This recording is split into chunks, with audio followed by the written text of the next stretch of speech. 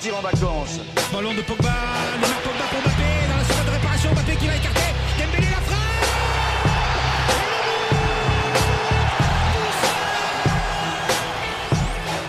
Et ce qu'il y a de bien, je m'en suis rendu compte, c'est que je suis pas le seul à vous aimer. Avec pudeur, ils osent pas vous le dire, ils vous aiment. Dembélé 3-2 pour l'équipe de France. Ce qu'on va voir, c'est des gens qui attendent ce soir de vous retrouver, ou demain matin, parce que certains d'entre eux sont trop jeunes et seront au lit quand vous rentrerez ce soir. Ils attendent. Bonsoir à tous, bienvenue pour la toute première de Parlons Foot sur RCF Charente, la seule émission qui met à l'honneur le football charentais. Vous pouvez retrouver également l'émission en live sur le Facebook de la CFC. Aujourd'hui, je serai accompagné de Jean Rino. Bonsoir. Salut. Bonsoir Jean. Tout de suite, tiens, on va passer au résultat du week-end avec toi Jean. Commençons par le rugby. Alors, vendredi soir, le SA15 s'est imposé face à Rouen 17-16, ce qui les ramène à la deuxième place du classement, à égalité avec Oyonnax en Pro D2. En Fédéral 1, l'Union Cognac Saint-Jean-d'Angély a dominé Bergerac 21-16. En handball, maintenant, c'était un week-end spécial pour la Coupe de France. En effet, chez les filles, les Angoumoisines de l'ACH se sont qualifiées pour le second tour de la Coupe de France grâce à une victoire 31-23 contre Poitiers. La LJO Cognac s'est aussi imposée 29-26 face à Saint-Loub.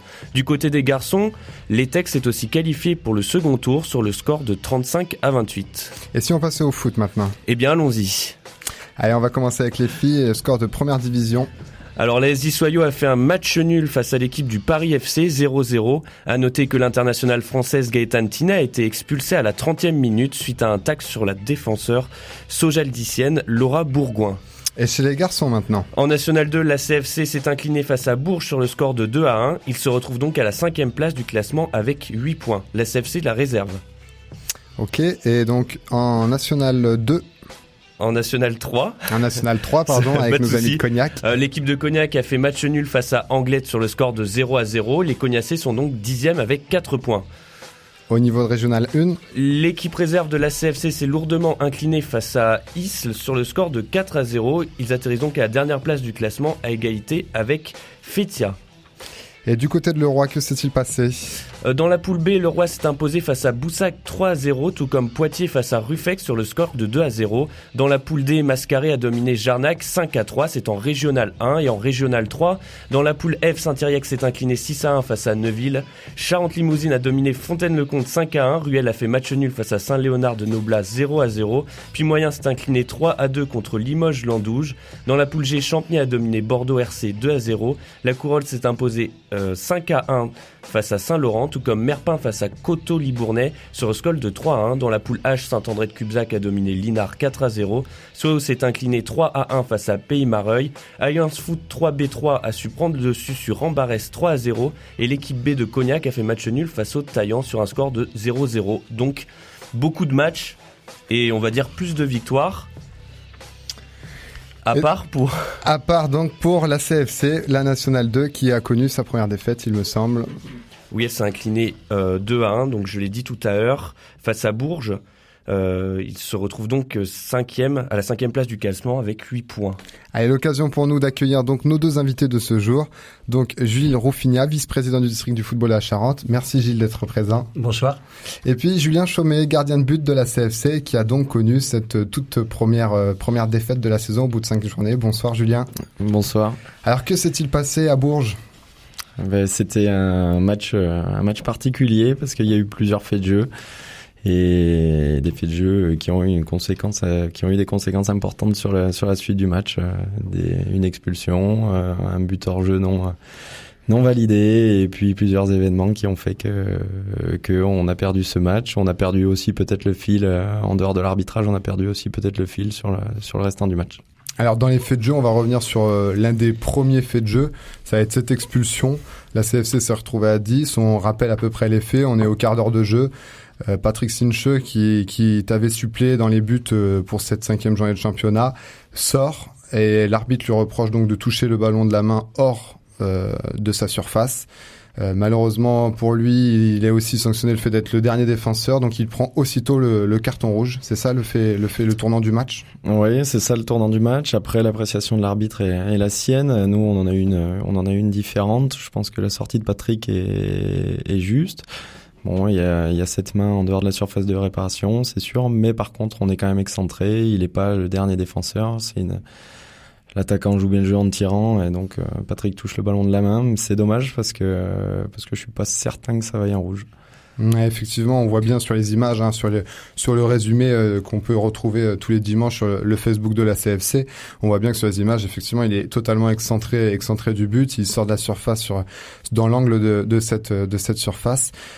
Qu'est-ce qui se passe dans la tête de Patrick Sinche? Puisqu'on le rappelle également, c'est sa première titularisation. Alors d'ailleurs, comment ça se fait qu'il se retrouve numéro 1 alors que tu fais pour l'instant une saison plutôt grandiose, même qui a rapporté des points au club?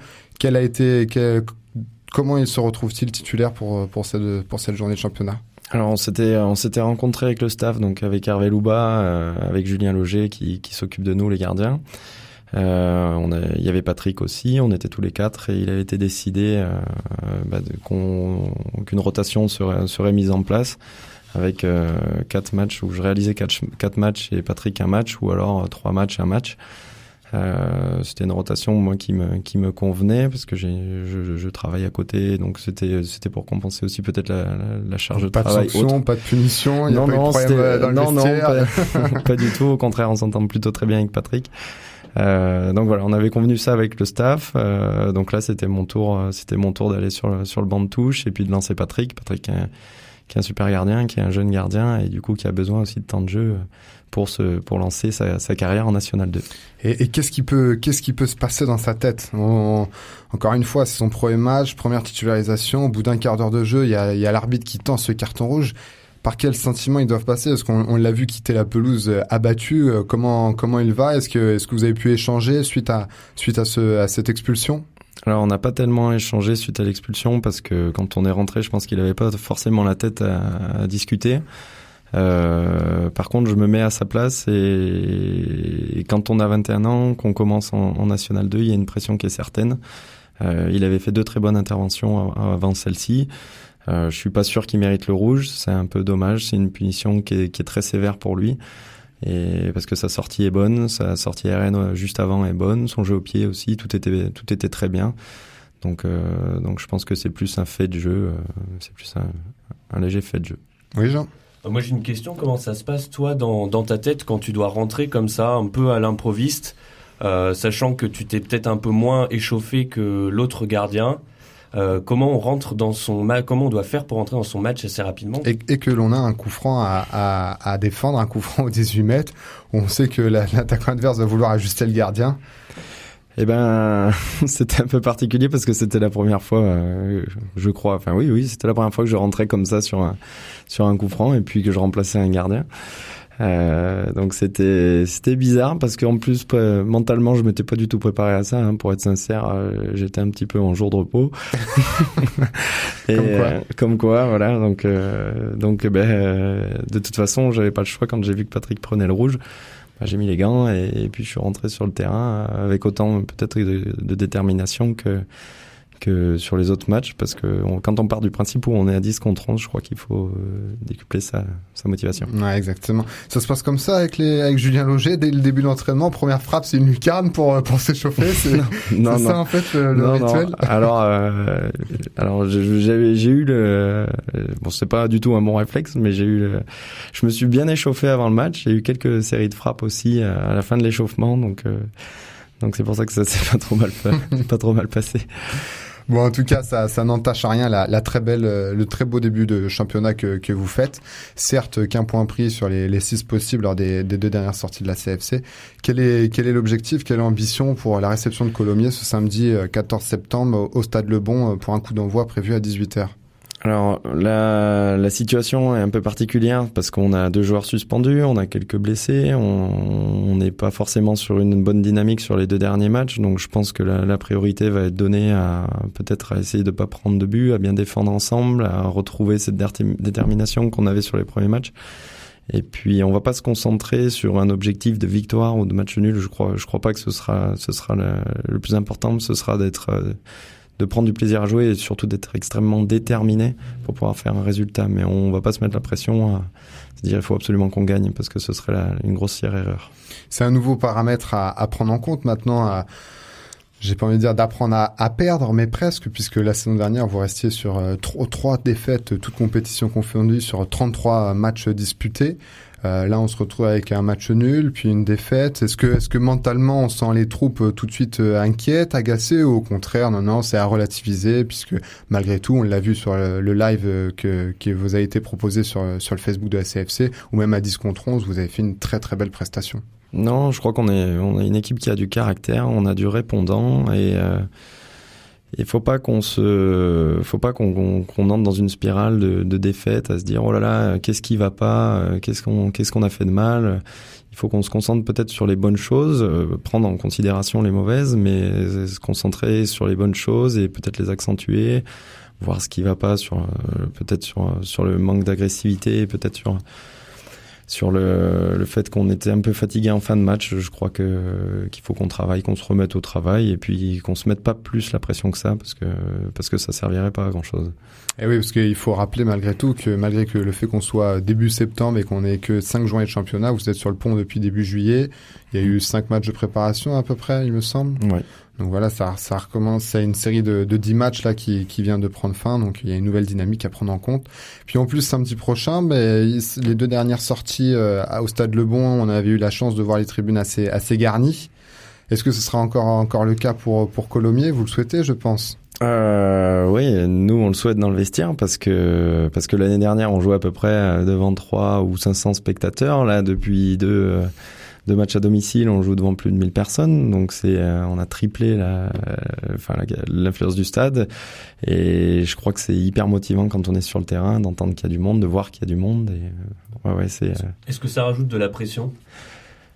Ça dépend. Peut-être qu'il y a des joueurs qui craignent peut-être le fait qu'il y ait plus de monde. Moi, c'est pas forcément le cas. Au contraire, je trouve c'est plutôt bon signe. Ouais, c'est ça. Alors pour David Ginola, on savait qu'à l'époque, que David Ginola, il aimait beaucoup jouer vers la corbeille du Parc des Princes, la fameuse tribune présidentielle. Est-ce qu'il y a des joueurs comme ça qui aiment bien jouer devant la plus haute tribune, la plus grande tribune de Le Bon, et que sur le couloir, ça permet un dépassement de fonction ou... Alors je sais pas, je suis pas dans la tête des gars, mais c'est possible, ouais. Alors, moi ça me concerne pas trop parce qu'elles sont souvent vides derrière. Ouais, c'est vrai qu'il n'y a pas de virage encore au Stade Le Bon. Ouais, mais c'est vrai qu'on entend souvent, il y a des moments on entend des petites remarques de personnes dans les tribunes, c'est rigolo. Ouais. Ah oui, comme quoi. Ça aussi c'est une vraie question. Est-ce que parfois il peut y avoir des remarques déstabilisantes, parce que au final quand il y a 60 000 personnes, c'est un brouhaha collégial, j'ai envie de dire, mais là, quand il y a que quelques centaines de personnes, est-ce qu'une réflexion peut être plus percutante qu'une autre? Ça dépend. Je me souviens de l'année dernière où il y avait un supporter souvent qui se mettait tout seul dans la tribune en face latérale et qui hurlait sur... Donc ouais, c'était déstabilisant, ouais. Bon, en tout cas, on espère quand même que les Charentais seront très nombreux au Stade Le Bon ce samedi 14 septembre. Tu as un poste quand même qui est bien particulier, qui est gardien de but. Moi, je voulais savoir, au haut niveau, est-ce que tu as des personnes que tu admires ou qui t'ont donné en fait envie d'être à ce poste? Alors oui, moi je suis de la génération qui a vu la première victoire de l'équipe de France en Coupe du Monde.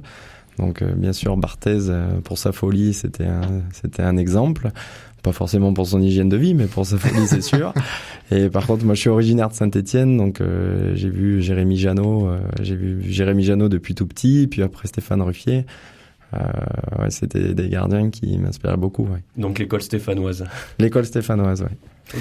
Alors également, lors des matchs de National 2, comme il y avait l'année dernière en National 3, il y a une animation qui se déroule à la mi-temps avec le district qui est aujourd'hui représenté par Gilles Roufignat.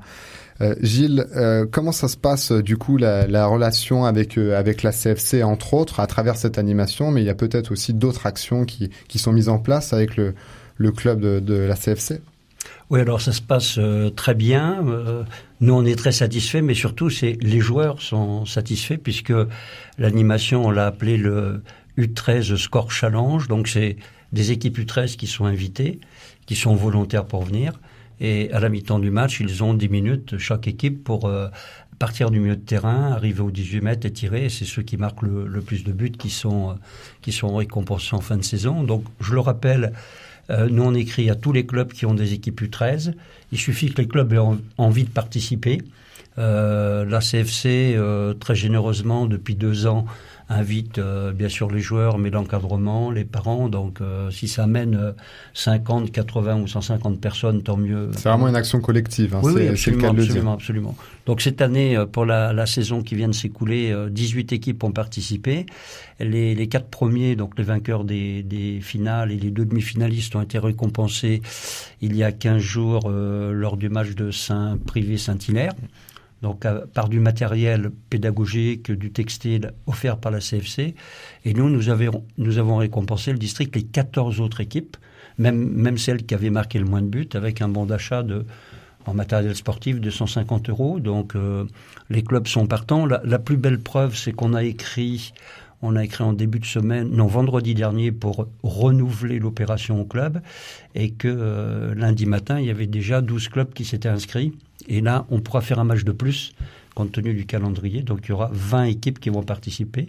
Donc ça, c'est une super opération. Et puis, pour tout footballeur charentais, fouler la pelouse de Le Bon, c'est le stade mythique, hein, donc ça donne envie. Oui, c'est ça. Pour les jeunes charentais, ça doit être des étoiles dans les yeux. Enfin, ils doivent être super contents. Bien sûr.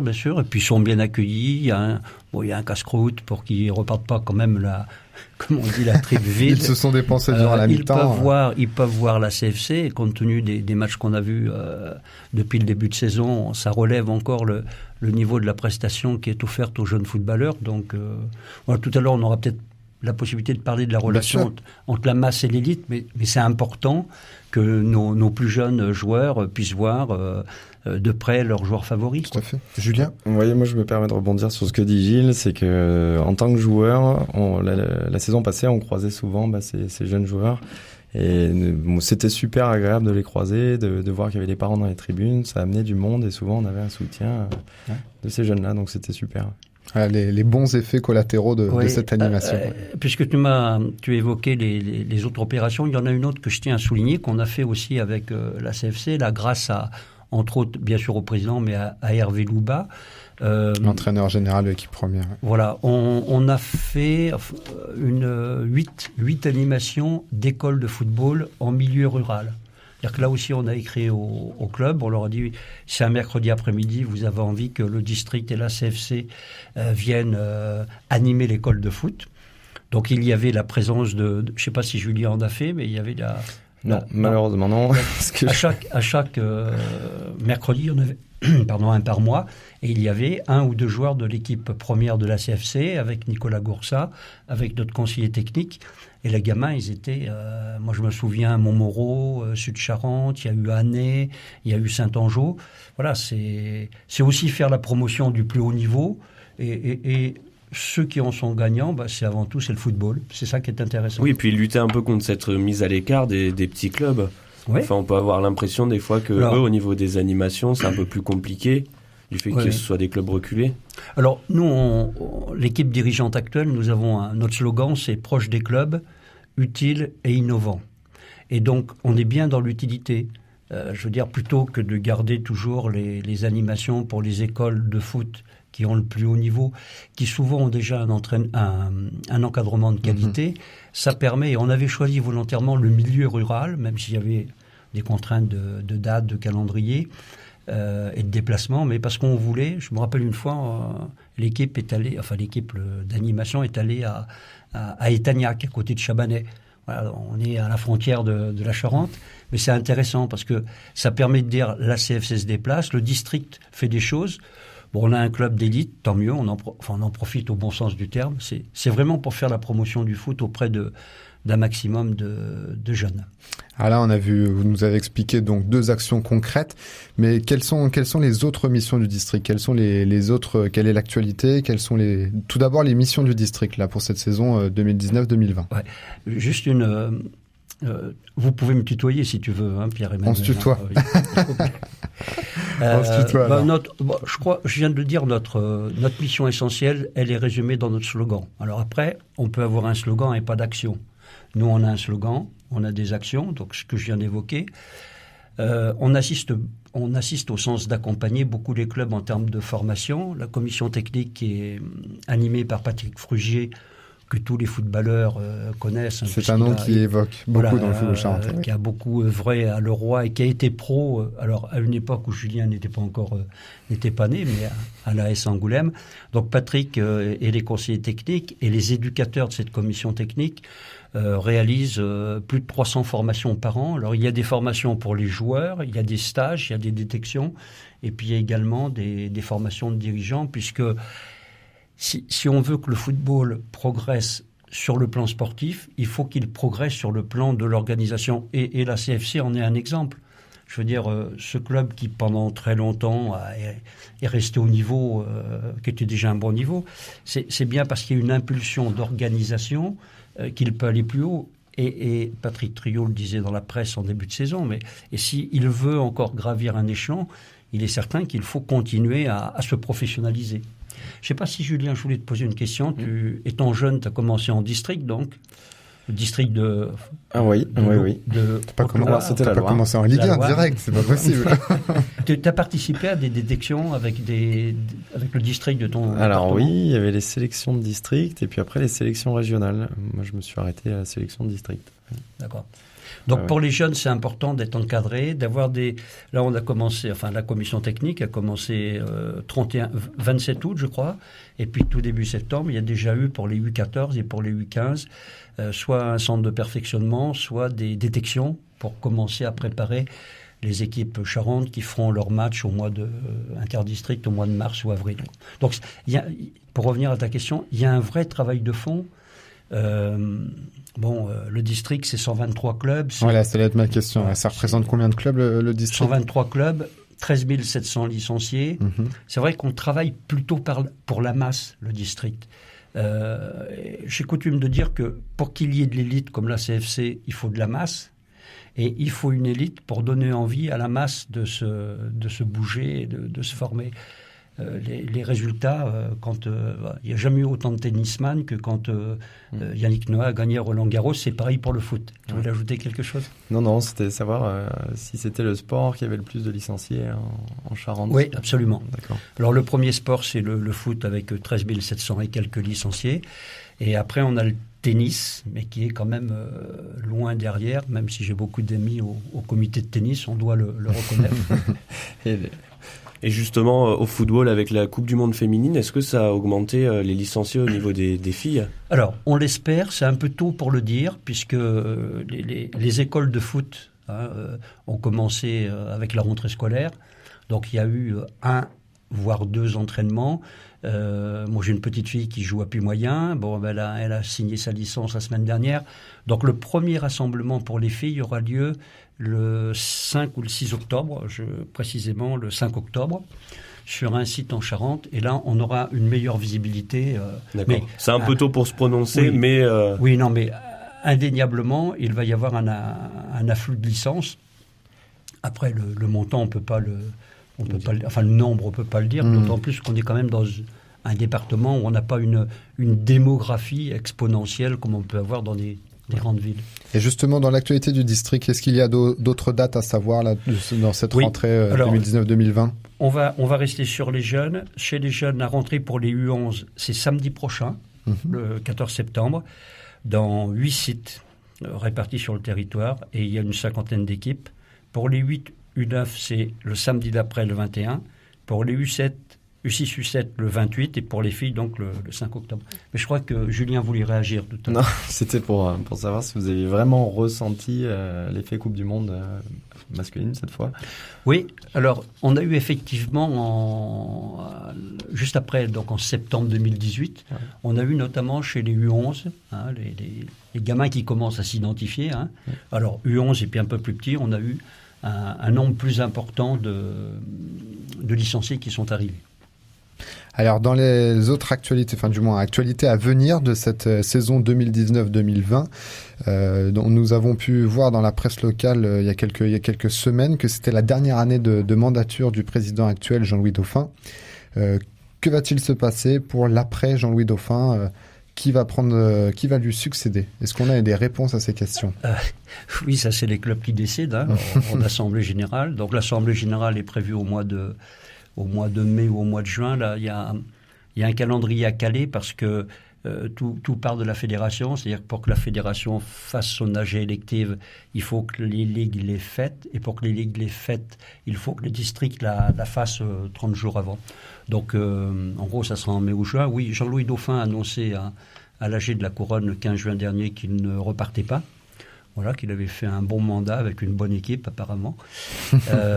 Donc, nous avons changé de scrutin. C'est-à-dire que pour les prochaines élections, pour la prochaine mandature, puisque l'équipe du district, comme dans beaucoup de disciplines sportives, est calée sur une olympiade, les clubs ont décidé de voter en scrutin de liste.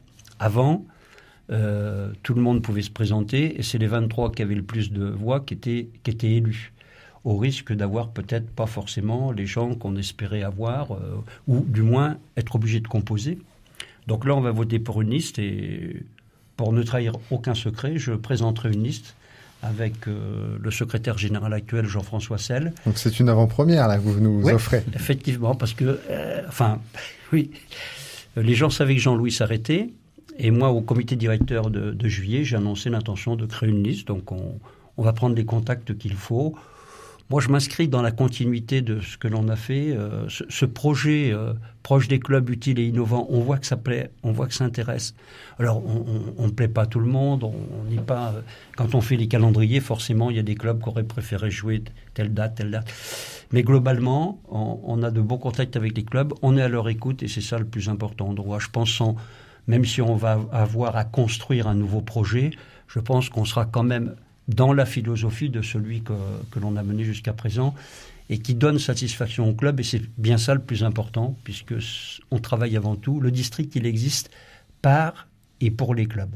Et bien en tout cas, on te souhaite beaucoup de réussite dans ta campagne, hein, si on peut se permettre, parce qu'effectivement, à titre personnel, de toujours avoir un correspondant toujours très disponible et qui fait le maximum pour les clubs, ça se ressent perpétuellement et à chaque action. Donc pour ça, merci Gilles et merci à toute l'équipe de Jean-Louis Dauphin.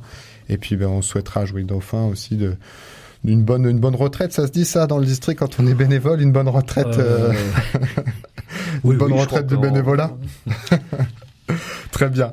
Et si on jouait maintenant, puisque vous êtes quand même footballeur avant tout, hein, donc on va jouer. Jean, qu'est-ce que tu nous as préparé? Eh ben, j'ai un petit questionnaire sur les gardiens de but, parce que nous avons Monsieur Chaumet qui est présent ici. Donc moi, je voulais un peu le tester pour voir s'il avait des connaissances autour du gardien. Testons Gilles et Julien. On répond à deux avec Gilles alors. Ouais, allez. Vous faites équipe. Moi, je suis joker. Hein. Alors ma première question, c'est quel est le joueur ayant disputé le plus de matchs de Ligue 1 depuis sa création? Donc, je vais déjà donner un indice. Voilà, c'est ça, c'est Mickaël Landreau. Il est fort, il est très très fort. Il compte le plus grand nombre de matchs à son actif. Il a disputé exactement 618 matchs entre 96 et 2014. Après, une question un peu plus d'actualité, c'est cette année, quel est le gardien qui a réalisé le plus d'arrêts depuis le début de la saison en Ligue 1? Cette année? Alors, c'est pas le gardien de Nice? Non. Celui de Lille? Non. Un indice, il porte du violet souvent. Lafont? Non. Bah, dis donc. Il est passé en jaune, Lafont. Il est du côté des Nantais maintenant. Baptiste René. C'est ça. Baptiste René avec 33 arrêts. Il a déjà stoppé deux pénaltys, donc c'est énorme. Troisième question, le gardien qui a réalisé le plus d'arrêts depuis le début de la saison en Ligue 2 cette fois-ci. Et là, c'est un clin d'œil à toi, parce qu'il y a une petite anecdote derrière. Alors, est-ce que ce serait pas le gardien de Clermont, Maxime Dupé? Non. C'est un ancien gardien girondin. Ah d'accord. Ah non, j'allais dire une bêtise, mais il est en Ligue 1 maintenant. Je sais pas. C'est Jérôme Prior, qui a été longtemps remplaçant derrière Carasso, et qui aujourd'hui a déjà fait 30 arrêts en 6 journées, ce qui est aussi énorme. Et peut-être que cela est dû à son nouvel entraîneur des gardiens, qui est Jérémy Janot, voilà, un de tes plus grands fans. Et on peut faire un vrai ou faux? Est-ce qu'on a le temps? Allez, oui. on a le temps. Alors, vrai ou faux? À cause du brouillard, un gardien est resté 20 minutes de plus sur un terrain. Vrai. Oui, c'est vrai. En 37, lors de la rencontre Chelsea-Charlton, le match fut interrompu à la 60e minute à cause d'un gros brouillard sur le terrain. Et le gardien, en fait, il n'a pas vu que que ses collègues étaient repartis en fait. D'accord. Et il est resté 20 minutes de plus sur le terrain. Est-ce que tu t'imagines samedi prochain à Le Bon tout seul? Bon, on te laissera les clés quand même pour fermer le stade. Ouais. C'est quand même des anecdotes qui sont vraiment incroyables, puisque dans le foot moderne aujourd'hui, se retrouver dans de telles situations, c'est difficilement pensable. Gilles, Julien, il est temps pour nous de vous remercier. Qu'est-ce qu'on peut vous souhaiter du coup pour cette saison 2019-2020, Gilles? Ah bah moi, c'est quand même un petit peu incongru de se faire des souhaits. Donc moi, je vais souhaiter à Julien de continuer sur sa lancée, à titre personnel, et puis à l'équipe d'aller toujours plus haut. Si c'est pas cette année, ça sera peut-être la prochaine. Mais voilà, que la CFC, Patrick, le président le sait, le football charentais vous soutient. Et nous, on a besoin d'un club d'élite. Alors, il y a aussi Cognac, il y a les filles de Soyaux. Mais voilà, on est vraiment très heureux de ce que vous faites cette saison. Donc, continuez comme ça. Ben merci. Et puis, je vous retourne également le compliment. Parce que moi, je suis pas un Charentais de base, mais je vois le travail qui est fait au niveau du district. Donc plein de bonnes continuations. Et puis bonne chance pour la campagne. Merci. Allez, toujours dans les remerciements, moi j'en profite à titre personnel pour remercier Jean, bien sûr, de m'avoir épaulé pour cette première de Parlons Foot. Avec grand plaisir. Je remercie aussi, bien évidemment, sans oublier Christophe Lavaquer, Raphaël, Fabrice et également Cédric Denis qui a réalisé donc cette émission. Un grand merci à vous tous. C'était la première de Parlons Foot. La semaine prochaine, vous retrouverez Jean, mais pour un Parlons Sport, car ce n'est pas terminé. On va jongler entre Parlons Foot et Parlons Sport chaque lundi. Qu'est-ce qu'il y aura au programme? Moi, je vais recevoir l'équipe de Soyaux Basket et on parlera Coupe du Monde masculine puisque les Français auront terminé la Coupe du Monde. Et nous recevrons aussi le club de la Grand Fond au niveau du ping-pong cette fois-ci. Eh bien, on sera là pour vous écouter. À bientôt. Bonne soirée à tous.